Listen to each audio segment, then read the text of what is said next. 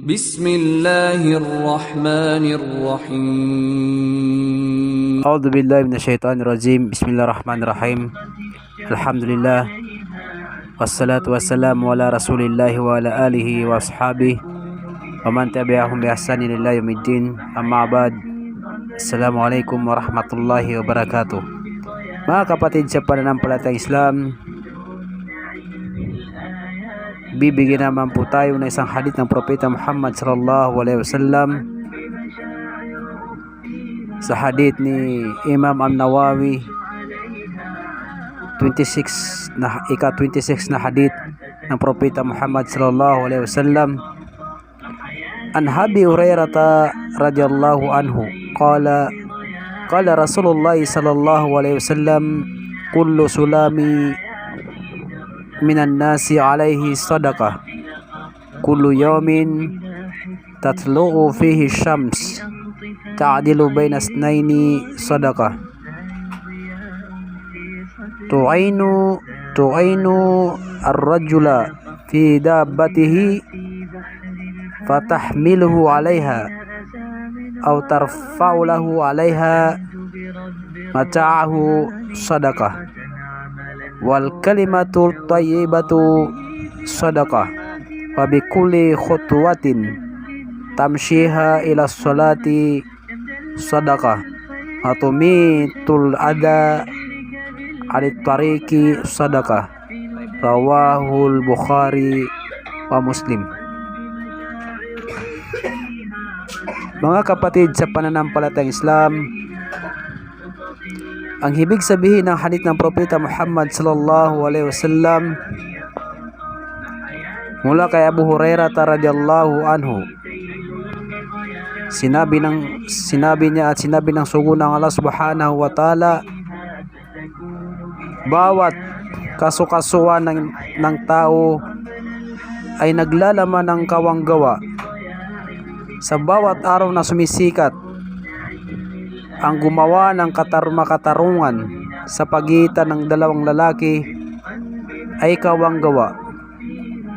Ang tumulong sa isang lalaki sa kanyang kahayop o sasakyan, pasakayin siya o di kaya'y ikargang kanyang mga gamit, paakyat, ay kawanggawa. Ang mabuting pananalita ay isang kawanggawa. At sa bawat hakbang mo patungo sa pagdarasal ay kawanggawa. Ang alisin ang anumang bagay na nakakapinsala sa daan ay kawanggawa. Naiulat ni Bukhari at Muslim. Mga kapatid sa pananampalatayang Islam, ano nga ba ang nakukuha nating aral dito sa hadith ng Propeta Muhammad sallallahu alaihi wasallam? Tunay na ang bawat bahagi ng katawan ay biyaya ng Allah subhanahu wa ta'ala sa kanyang alipin. At ang pinakamahalaga mula sa biyayang ito ay ang pandinig, paningin, ang puso at iba pang bahagi ng katawan ng tao. Kaya nararapat magpasalamat mula sa biyayang ito sa pamamagitan ng paggawa ng mga kautusan ni Allah subhanahu wa ta'ala at iwasan ang kanyang pinagbabawal. Mga kapatid sa pananampalatayang Islam, tunay na nga na ang lahat ng bahagi ng katawan ng isang tao ay napakalaking biyaya na ibinigay ng Allah subhanahu wa ta'ala sa atin, na kailangan nararapat sa isang mananampalataya ay paramihin ang pagpapasalamat sa Allah subhanahu wa ta'ala sa pamamagitan ng pagsunod sa lahat ng kanyang mga pinag-uutos at ipagbawal ang lahat ng kanyang mga ipinagbawal. Pangalawa na nakukuha ang aral sa hadith ng Propeta Muhammad sallallahu alaihi wasallam, ang hadith ay nagpapahiwatig ng bawat umagang sumasapit sa tao pagkaraan niya magising ay tinuturing na bagong buhay, dahil siya ay ginising mula sa maikling kamatayan. At ito ang pagkatulog, kaya narapat pasalamatan niya si Allah at samantalahin ang buhay niya sa kabutihan. Ang hadith ay nag-uutos sa isang Muslim na maging makatarungan sa paghatol sa dalawang may alitan. Kailangan kung ikaw ay maghatol sa dalawang alitan, ay kailangan makatarungan ka sa kanila. Pinagbabawal ng Islam ay yung meron kang kinakampihan sa kanilang dalawa. Pinagbabawal yun mga kapatid sa Islam. Kailangan maging makatarungan po tayo sa paghatol sa mga taong may mga alitan. At ito din ay pinagutos ni Allah subhanahu wa ta'ala sa banal na Quran, kung saan kanyang pinagutos na magkasundo sa kabutihan. Sinabi ng Allah subhanahu wa ta'ala sa banal na Quran, sa makatwid, walang pagkakasala sa kanilang dalawa, mag-asawa, kung sila'y magkakaroon ng pagkakasundo sa pagitan ng kanilang mga sarili, at pagkakasundo ay higit na mabuti. Suratun Nisa, Aya 35. Mga kapatid sa Islam, ito ay napakagandang kaugalian ng isang manampalataya na pagkasunduin ang dalawang magkaalitan. Dahil ginagampalan ka ng Allah subhanahu wa ta'ala ng maraming gantimpala kung ito ay ikaw ay makatarungan sa kanila.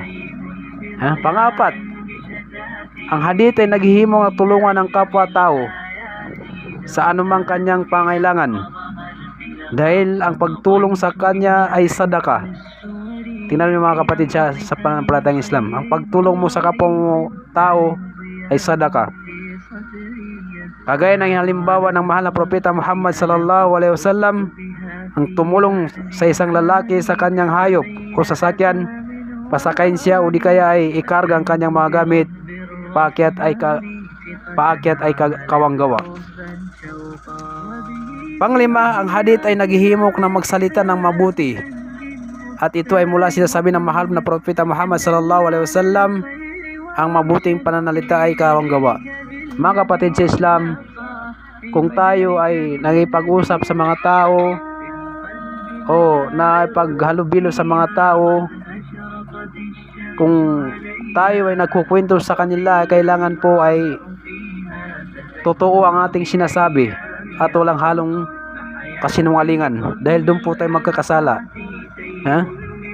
Yung ibig sabihin ng hadith ng propeta Muhammad sallallahu alaihi wasallam, kung wala tayong masabi, ay mas mabuti ay manahimik na lamang po tayo, upang sa gayon ay hindi po tayo makapagsalita na hindi kalugod-lugod sa Allah subhanahu wa ta'ala. At wala nang higit pang mabuting pananalita na kanyang may higitan ang salita ni Allah subhanahu wa ta'ala, ang Quran. Kaya ang bawat letra sa Quran ay sadaka. Mga kapatid sa Islam, kung kayo magbabasa ng Quran, ay isang letra lamang po ang mababasa mo dyan, ang katumbas na sadaka o di kaya gantimpala na ibibigay sa Allah subhanahu wa ta'ala sa iyo ay 10 hasanay. Ibig sabihin, 10 mabubuting gantimpala na ibibigay sa iyo ng Allah subhanahu wa ta'ala. At tulad ng ang dhikr, pag-aala kay Allah subhanahu wa ta'ala, ang pagdidikir ay isa sa mga mabuting gawain, ay ang pag-alala sa Allah subhanahu wa ta'ala, kung saan ay ito ay napabilang sa sadaka. Bawat dhikr natin ay may gantimpala si Allah subhanahu wa ta'ala sa atin. Gayon din ang pag-uutos ng kabutihan. Ang pag-uutos ng kabutihan sa kapwa natin Muslim, ang pagsasabi natin ng kabutihan sa kapwa nating Muslim ay sadaka. Gagantimpalan tayo ng Allah subhanahu wa ta'ala. Panganim na aral, ang bawat hakbang ng isang Muslim upang gumawa ng sala ay sadaka. Ito ay mula sinabi ng mahal na propeta Muhammad sallallahu alaihi wasallam, bawat hakbang patungo sa pagdarasal ay kawanggawa. Tunay na nasasaklaw niya ang ibang klase ng pagsamba, gaya ng pagtungo sa mga lugar upang magsaliksik ng kaalaman na bawat hakbang ay sadaka.